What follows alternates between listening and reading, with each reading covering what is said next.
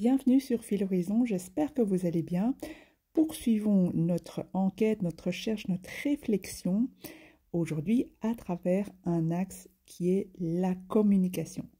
J'espère que vous percevrez ensuite qui est cette personne mystérieuse qui vous évite et donc qui est le ou la partenaire, le ou la plus adéquate pour cette personne évitante.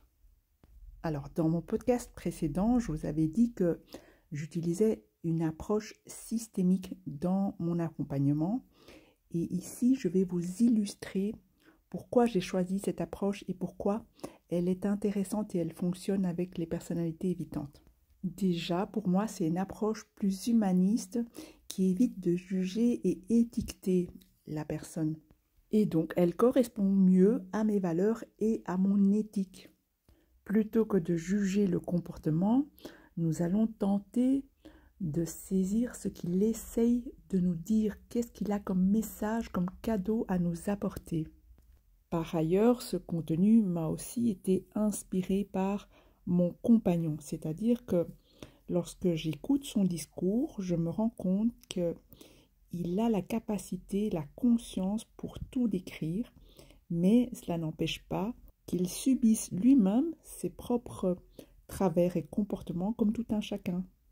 C'est quelqu'un qui a une grande clarté sur ce qu'il vit intérieurement, une capacité d'analyse, d'observation, de transparence dans son discours et donc une grande honnêteté intellectuelle, mais cela n'empêche pas ses comportements pour autant. Donc j'ai quand même dû me questionner aussi.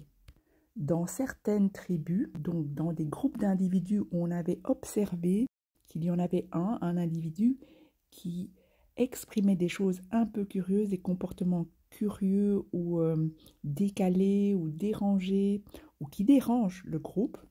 Lorsqu'on l'envoyait au loin pour se faire soigner ou alors pour être amené à vivre seul un rituel qui pourrait améliorer sa condition, un phénomène tout aussi étrange se produisait au sein du groupe, c'est qu'un autre individu reprenait cette fonction, c'est-à-dire que quelqu'un d'autre exprimait à nouveau des comportements bizarres. Et celui qui avait quitté le groupe, qui s'était éloigné du groupe, allait beaucoup mieux. Cela dit énormément sur cette systémie. Et donc, plutôt que de juger et d'isoler les individus dérangeants, s'agirait-il alors de se questionner sur ce qu'ils expriment du groupe? Tous les groupes et toutes les familles n'ont pas forcément un individu qui dysfonctionne. Il existe des groupes et des familles qui sont plus ou moins fonctionnels.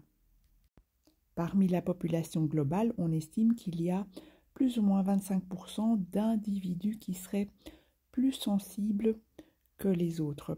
Et la même proportion est aussi mesurable dans le règne animal. Lors de tsunamis, des éléphants qui, malgré qu'ils soient attachés depuis leur naissance à un poteau, ont arraché le poteau pour pouvoir s'enfuir dans les terres plusieurs heures avant le tsunami.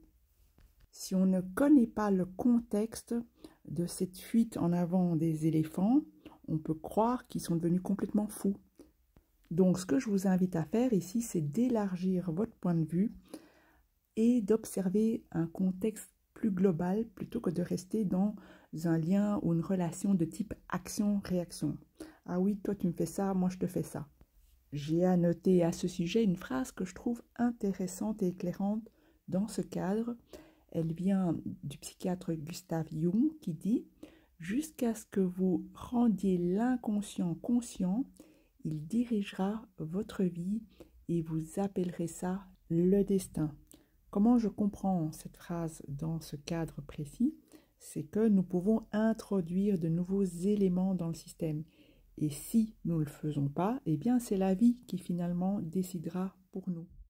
Et donc, qu'est-ce que les chercheurs ont observé en termes de systémique? C'est que certains individus étaient porteurs de symptômes, ils portaient le stress groupal, c'est-à-dire qu'ils dénonçaient quelque chose dans le groupe. les pionniers de l'école de Palo Alto, donc l'école de systémique qui s'est créée au départ dans la ville de Palo Alto, observent dans les familles où l'un des membres est schizophrène ou en tout cas diagnostiqué avec une schizophrénie, que la famille utilisait une communication paradoxale, c'est-à-dire qu'elle émettait des messages contradictoires. Elle crée ainsi une double contrainte pour le destinataire du message, rendant toute réponse de sa part inexacte ou impossible. Qualifiée aussi d'injonction paradoxale, elle a été popularisée donc par l'école de Palo Alto. Elle entraîne du stress, de la confusion et des impasses psychologiques. Un exemple courant de communication paradoxale, c'est l'injonction « sois spontané ». Ce n'est pas possible d'être spontané si on nous l'ordonne. Pourquoi est-ce paradoxal? Eh bien, cette injonction contient deux messages contradictoires rendant la réponse impossible à satisfaire. On ne peut pas être spontané alors qu'on obéirait à cet ordre. Toute réponse qui suivrait cette injonction ne serait plus spontanée et donc on est d'office mis en échec. Qu'on choisisse la réponse A ou la réponse B, ce n'est pas bon et à la longue, ça rend ma boule. Alors observons dans la systémie d'un couple comment ces messages paradoxaux peuvent s'installer. Sur ce slide, vous voyez à gauche un individu que j'ai nommé soi et en face le ou la partenaire. Chacun a son environnement, son milieu d'appartenance, son groupe et au milieu, les deux vont tenter de créer un troisième espace qu'on appelle la relation. Chacun appartient à un système qui est son groupe, mais les deux ensemble créent un autre système ensemble. Il y a autant de systèmes que ce qu'on souhaite étudier. Par exemple, vous et moi, sur cette chaîne YouTube, nous formons un système. Mais chacun d'entre nous forme d'autres systèmes, que ce soit en partenariat avec un amoureux, une amoureuse, ou dans nos systèmes familiaux, ou dans notre système étatique, culturel, etc. Tout dépend donc de ce qu'on veut étudier et ce qu'on veut mettre en avant. Sur ce schéma, le cercle central représente le troisième espace, celui de la relation, et j'ai indiqué des soleils et des éclairs pour montrer qu'une relation n'est jamais au beau fixe. Les flèches au milieu, entre les lettres A, B et C, représentent les interactions et les enjeux de la relation. Vous allez voir que les flèches vont de l'un à l'autre, de celui de droite vers celui de gauche, afin de pouvoir révéler certains indices dans la relation et de pouvoir les élaborer. Et A, B et C représentant des indices, plus on élabore, plus on arrive au cœur, donc tout en bas, c'est-à-dire à se rapprocher, à vivre une relation qui soit constructible. Donc cet espace est un espace à aménager ensemble. Tous les individus ne sont pas amenés à se rencontrer et à créer cet espace relationnel ensemble, et donc tous les espaces ne sont pas aménageables. Quelqu'un qui ne veut pas de la relation, vous ne pourrez pas le forcer même en suivant ce précepte. Grâce au podcast précédent, vous avez sans doute repéré que ici, l'évitement était considéré, observé comme un symptôme. Si vous n'aviez pas encore écouté les podcasts précédents, je vous invite à commencer par ceci. Donc, prenons un individu qui présenterait donc ce comportement d'évitement. Donc, ce serait la personne dans la colonne de droite. Elle a un entourage et dans sa famille, dans son entourage, quelqu'un ou tout le monde utilise une communication paradoxale. Si d'aventure le ou la partenaire, donc la personne dans la colonne de gauche, utilisait aussi cette communication paradoxale, cela nous arrive à tous, ce n'est pas quelque chose de rare. En tant qu'humains, nous sommes traversés par 60 000 pensées par jour. Vous pensez bien qu'elles ne sont pas toutes cohérentes entre elles. Sauf que dans certaines familles, c'est utilisé de manière problématique.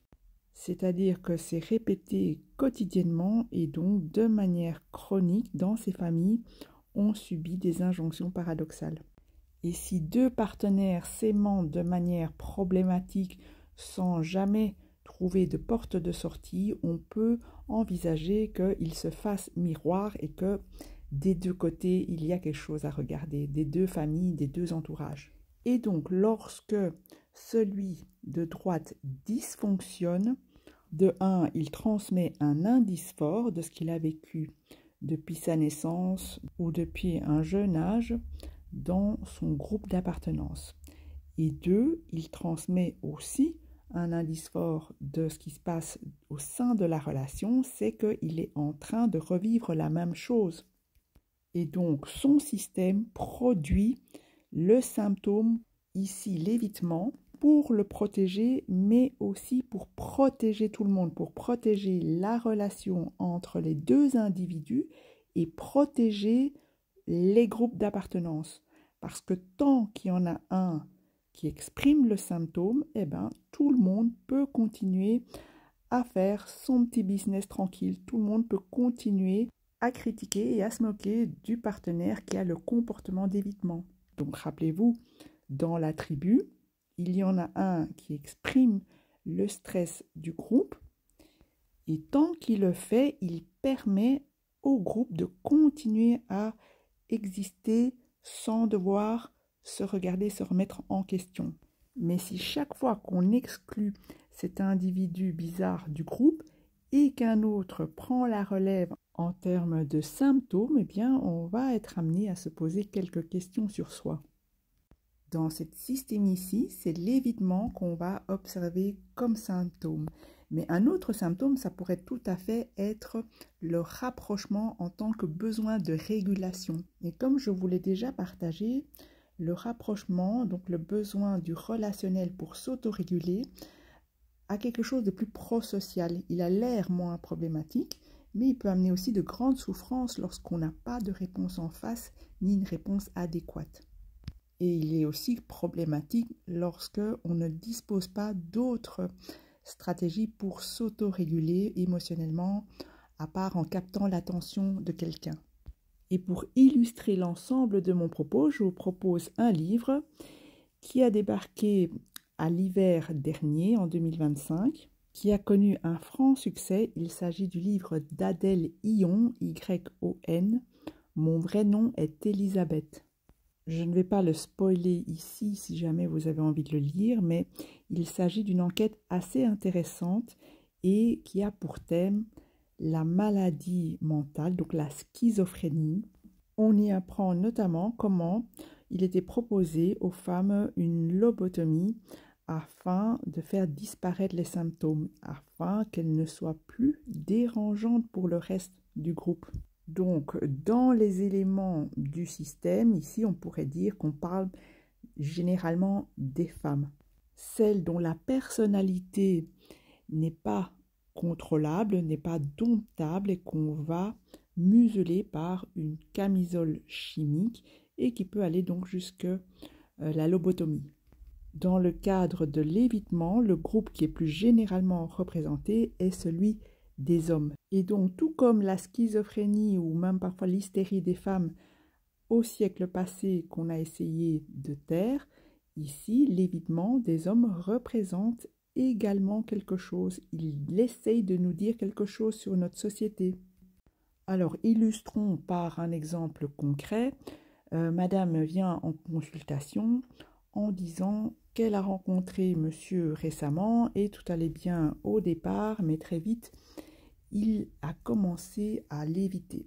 Comme elle a peur de le perdre, elle va se renseigner sur les réseaux pour comprendre ce comportement qu'elle trouve curieux. Elle va tomber sur certains conseils que des love coachs proposent, notamment le silence radio, le fuis-moi je te suis, le chaud-froid, ou alors incarner le prix, c'est-à-dire la personne à conquérir. Plus tard, elle va tomber sur des contenus un peu plus adaptés qui concernent les évitants, où on va dire que l'évitant a peur de l'amour. ce qui est loin d'être une vérité absolue puisque les évitants recherchent, comme tout le monde, une relation d'amour authentique. Et comment peut-on incarner cet amour authentique si on est occupé en même temps à faire des silences radio, des chauds froids ou à adopter des comportements inadéquats?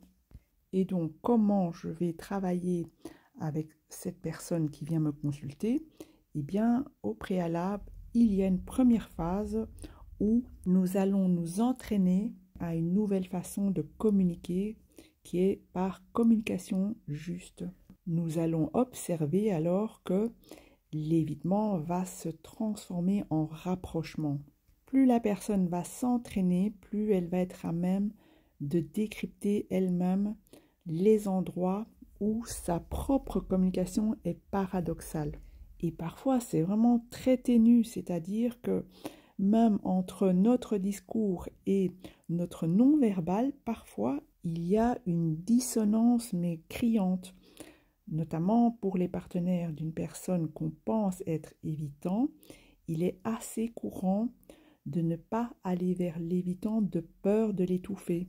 Mais comment aimer quelqu'un, comment créer cet espace qu'on appelle la relation si on s'empêche d'aller vers quelqu'un? L'idée ici, c'est pas s'empêcher d'aller vers la personne pour espérer qu'elle nous court après, cela n'arrivera peut-être jamais. Un évitant, s'il vous évite, c'est qu'il a une bonne raison, donc il n'y a pas de raison qu'il vous court après.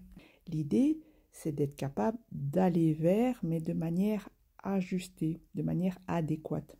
Alors, pour commenter ce tableau, vous voyez, donc comme je vous ai dit, A, B, C sont les indices envoyés par le partenaire, des indices au sujet d'une problématique que tous les deux ont en commun. Un indice assez récurrent dans les couples, c'est la vision différente que chacun a de l'argent. Votre partenaire ou vous-même pourriez prétendre que vous n'avez pas de problème à cet égard, mais vous allez sentir quand même qu'il y a parfois des remarques qui reviennent. La personne de gauche va élaborer, c'est-à-dire qu'elle va tenter de faire des liens et mettre des mots pour elle-même par rapport à ce qu'elle perçoit comme indice venant de la personne de droite. Alors, qu'est-ce que serait un indice dans ce type de relation? Déjà, un indice est redondant. C'est quelque chose qui est remis, un sujet qui est remis régulièrement sur la table.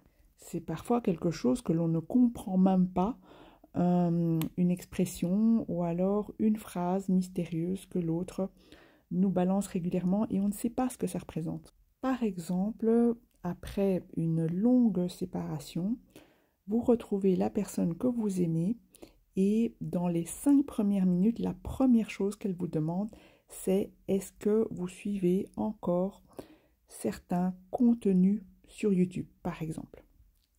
Eh bien, vu que ça sort de nulle part et c'est tellement étonnant pour des retrouvailles, eh bien, on peut émettre l'hypothèse que le contenu a quelque chose de problématique que le partenaire essaye de dénoncer.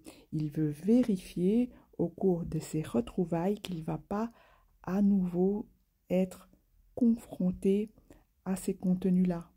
Lorsqu'on est partenaire d'une personne atypique et notamment évitante, il est assez courant qu'on lui envoie des contenus au sujet des évitants en espérant améliorer la relation.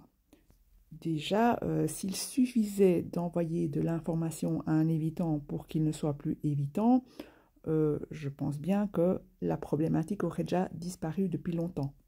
Cette situation indique plutôt une forme d'asymétrie dans la relation. Il y en a un qui se sent détenteur d'un savoir, d'une information, qui va envoyer à l'autre qu'il estime être ignorant. Et cela peut déjà représenter une communication paradoxale. Pourquoi elle est paradoxale? C'est que on dit d'un côté « je t'aime », je te prends comme tu es, reste comme tu es, sois spontané.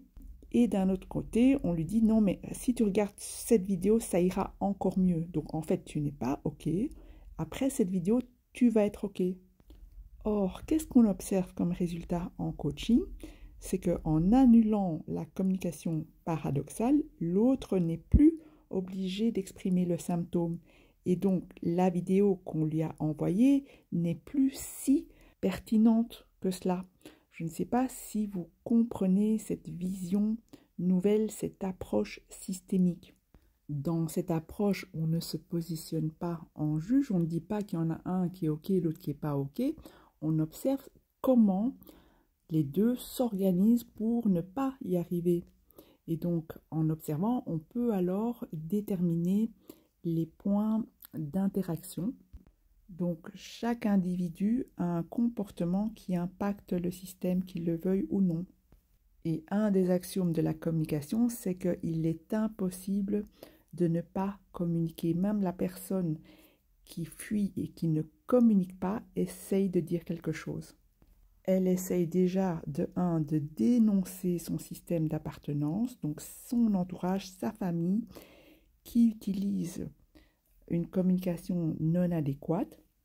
Et elle essaye aussi de dénoncer quand cela se reproduit en dehors de son système d'appartenance. Alors attention, ici, il ne s'agit pas d'aller vers l'autre en lui disant « ça y est, j'ai tout compris, tout est la faute de nos familles ». Donc on ne va pas non plus aller dénoncer cela auprès de l'autre.